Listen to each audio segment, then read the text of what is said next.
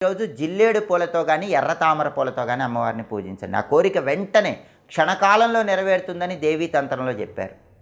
అలాగే అమ్మవారిని పూజించేటప్పుడు కాలసర్పదోష తీవ్రతను తగ్గింపజేసుకోవటానికి ఒక్క పారిజాత పుష్పమైన అమ్మవారికి సమర్పించాలి. పారిజాత పూలతో అమ్మవారిని పూజిస్తే జాతకంలో ఉన్న 12 రకాలైన కాలసర్పదోషాల నుంచి చాలా సులభంగా బయటపడవచ్చు. అంతటి శక్తి పారిజాత పుష్పాలతో నవరాత్రుల్లో అమ్మవారికి చేసే పూజకు ఉంటుంది. అలాగే కొన్ని పత్రాలు కూడా అమ్మవారికి సమర్పిస్తే అద్భుతమైన ప్రయోజనాలు చేకూరతాయి. ఈ పత్రాలలో తులసి, మరువం, దవనం ఇలా రకరకాలు ఉంటాయి.